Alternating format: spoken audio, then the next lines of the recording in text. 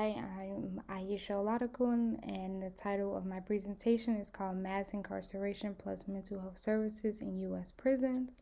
And the goal of my research is to understand how mental health services operate within an adult prison and what are those policies that impact adults, and how are prisons changing these mental health policies in light of a global pandemic.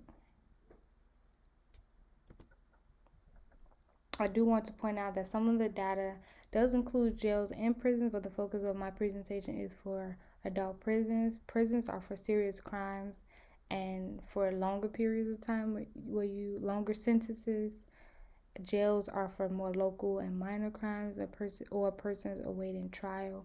So usually means a shorter time sentence. I'm also going to talk about the access to and policies for mental health services. They do vary by state, but the focus is on Illinois as well. Stats. So the U.S. is the number one country with high incarceration rates. About 2.3 million people incarcerated in the U.S.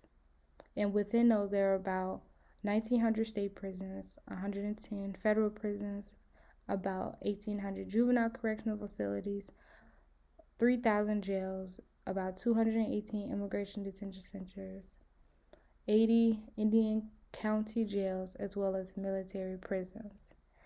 I don't know why the U.S. needs so many divisions of prisons, but they do. And U.S. prisons incarcerate at a disproportionate amount of incarcerated adults with current or past mental health concerns. In a 2011 and 2012 study, they have found that 37% of prisoners have had a mental health concern. And of those 37%, you would have had a doctor tell you that you are diagnosed with some form of mental health concern or illness. So how did we get to mass incarceration? So prison population was stable until early 1970s this is when the war on drugs began. The war on drugs was an increase in arrests of cocaine or other drugs, which people today will argue that drug addiction must be a part of the help for mental health services. And a quote from the new Jim Crow says that prisons do not deter crime significantly, many experts concluded. And this means that prisons also do not deter mental health concerns. It only mask the problems of mass incarceration and mass incarceration of those with mental health concerns, as we saw in the above statistic, that a good number of those in prison have a mental health concern. So, the history of mental health services in prisons. As quoted from the resource that I found, mental illnesses are health conditions involving changes in emotion, thinking, or behavior, or a combination of these. Mental illnesses are associated with distress and or problems functioning in social work or social activities or family activities, Mental illness is common. The U.S. Is the largest mental health institution or prison. Let me read that again. U.S. largest mental health institutions are prisons. This means that the U.S. is imprisoning a lot of people with mental health concerns. And how do we get there? How do we get mental health services in prison? This all started from Estelle versus Gamble, a 1976 U.S. Supreme case in the Supreme Court that established policies for health care services in prison. This does not include mental health services, only health care services. J.W. Gamble was a prisoner at a Texas prison who had prison labor. While on the job, he injured his back and had pain for months, but his claims were not heard. A 1974 lawsuit was heard, and the court agreed that this was a violation of the Eighth Amendment. The Texas Department of Correction did not provide J.W. Gamble with proper medical care, and this constitutes as cruel punishment. And then from there on, from healthcare services, we have Rules versus Estelle, a 1980 U.S. Supreme Court case that established policies for adequate mental health treatment programs for prisoners. In 1980, Rules versus Estelle, David Ruse was a Mexican American from Austin, Texas. He had many challenges in his life that led to time in prison over and over again. Due to a lack of education, he kept returning to prison, and while in prison, he tried to kill another inmate who was rumored that he was going to kill him. As punishment, Ruse was left in solitary confinement for 45 days, and there, while in solitary confinement, he decided to become an activist and speak up about his time in prison, then decided to sue the prison system due to his lack of treatment in solitary confinement of 45 days. I also want to talk about another huge case. So the first one was in 1964, the other one 1976, the next one was in the 1980s, and now we're in 2011 with the United States Supreme Court decided Brown versus Plata and ordering California to release over 40,000 prisoners because the medical services, including mental health care, that the state provided did not reach the minimum level of care required under the Eighth Amendment. The court highlighted in its opinion that prisoners in California with serious mental illness did not receive minimum adequate care. Because of a shortage of treatment beds, suicidal inmates may be held for prolonged periods in telephone booth-sized cages without toilets. A psychiatric expert reported observing an inmate who had been held in such a cage for nearly 24 hours, standing in a pool of his own urine, unresponsive and nearly catatonic. Prison officials explained they had no place to put him. This decision is significant because it marks clear that if prison officials do not provide adequate mental health services to inmates, they risk facing similar serious sanctions. So again, we have 3 cases that show what led up to mental health services and / healthcare services within the prison due to violations of the Eighth Amendment. And of those, mental health orders can range from a variety of diagnoses such as anxiety disorder, depression, bipolar disorder, and schizophrenia, so much more. And prisons were lacking these services. Prisons was definitely lacking these services by not providing adequate care to these inmates during this time. And as a result of these 3 cases, the Bureau of Prisons decided to provide a basic mental health service package, which included screening and evaluation, meaning once the person is sentenced and placed in a prison, they must be screened and evaluated for a mental health illness and many other illnesses like STDs as well. There's crisis intervention, meaning if someone has spent a lot of time inside of solitary confinement, or they're being suicidal or having thoughts of suicide, there's someone to help them. Outpatient care and day treatment, meaning that someone is able to observe them, or maybe they've been prescribed medication. They're able to take that medication under the prison that they're at. Special housing for inmates with mental disorders, not meaning that they're not housed in solitary confinement, but they are housed in different areas in which they are isolated from people who in which they might harm, or in proper housing where they won't harm themselves. So not solitary confinement, but a much more comfortable place where they're able to take care of their mental health illness. Case management, meaning that they have a psychiatrist, they have a therapist to talk to and look over their case, as well as mental health tracking, who's watching their ups and downs, who's tracking the medication that they take, what works and what doesn't work. And then transitional care and community reintegration, meaning that incarcerated adults are moving from those special housing, not solitary confinement, but special housing, and integrating back into the general prison population, or maybe the general population outside of prison.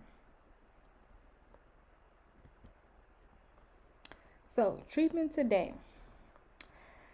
They said that as a result of these 3 cases, we will have basic mental health services. However, today we are seeing that not many prisons are meeting those services. Instead, they are thrown into solitary confinement, which is a area in which you will not have access to the prison population. You're in an isolated room by yourself with no windows, 4 box walls, sometimes cold, and sometimes denied showers and meals as well. People are jailed and in prison instead of treatment. In correction facilities claim that funding is the issue. Out of all of the research I've found, there have been many claims that funding is the issue on why mental health services are not offered in prisons, and also there is a lack of data. There is not. People are believing that people are in jail and committed the crime that they allegedly did due to the circumstances,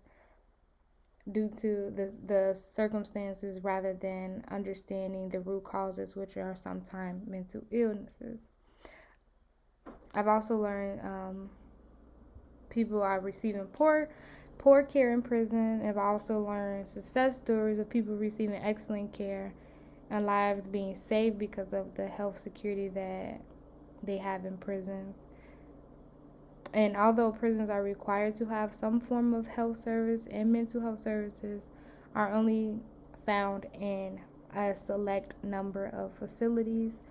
Like on this one, I found a really cool guide, a detailed guide on mental health services in prison. So if you want to check that out, please do. It gives a really cool detail. Next, we have the benefits of providing mental health services. 1, provide better security. This is for other prisoners, staff members, and correctional officers will have better security knowing that the person with a mental health concern or illness is being taken care of in a proper manner. This will decrease the number of people in prisons. As we've seen from the stats above in the previous slides, that there is a high number of people with mental health concerns. So if we are able to divert those resources somewhere else, we are able to have less people in prisons.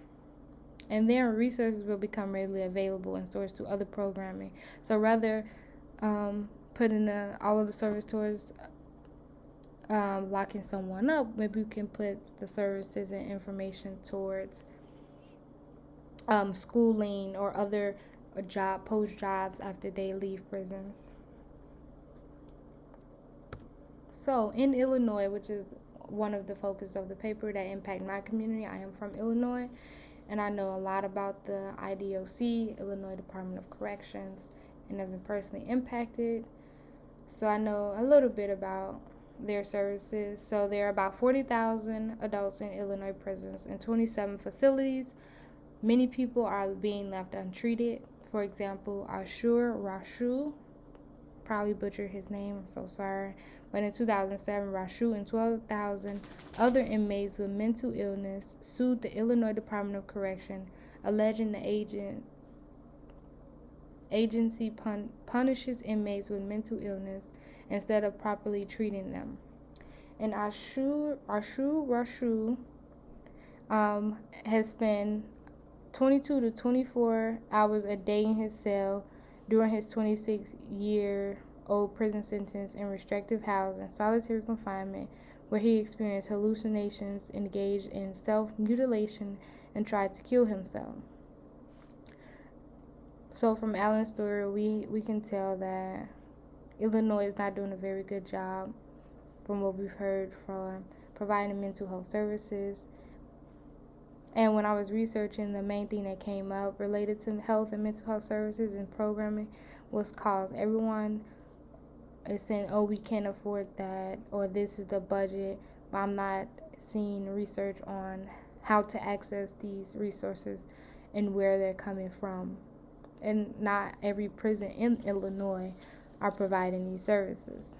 But an interesting fact that I did find about Illinois and prisons in general is that there are co-pays to see a doctor. The co-pays are usually $3 to $5 in most prisons, but Illinois became one of the first states to remove co-pays from incarcerated individuals in accessing those health and mental health services. And that concludes part 1 of my research. I will be doing a part 2. Next, I will talk about the process of accessing mental health services in prison, and specifically Illinois. Next, after that, I will talk about the health of prisons in general, how psychiatrists believe the structure of prisons are already unhealthy. So how they able to function given someone with a mental health illness. Next, I will talk about the intersection of pandemic in prisons. Talking about prisons are sometimes infested with diseases. They're small spaces, so how can people stay 6 feet within a 6 feet environment or box? Then I will talk about the policies that I would suggest prisons facilities to have to improve mental health services before and after a pandemic. Next, I will have a conversation with Alan Mills, and he was one of the attorney representing roughly 12,000 inmates with mental health illness. And with Ashu Rashu, he was the attorney who helped Rashu get justice during his claim that Illinois was treating him unfairly. And I will have the wonderful opportunity to talk with him through a friend that I know in Illinois. And so he's going to discuss what is it like working in his field, how many people does he serve with mental health concerns, how do I access mental health services as an incarcerated adult, and what is that process like before and after COVID-19, and also what if I am denied mental health treatment, or what if I deny mental health treatment as an incarcerated adult. So I'm going to get to talk to him, and I feel like that's going to be a really powerful conversation, and I'm going to come up with more questions, but this is what I have so far. And I'm still trying to decide if I want to record the lecture or the conversation, or try to get him on Zoom or Teams so I can record that portion. But thank you for being a part of my presentation. These are half of my resources. I will be inputting more. And please let me know if you have any feedback. I have a lot more to add, and I'm excited for you to see. So thank you.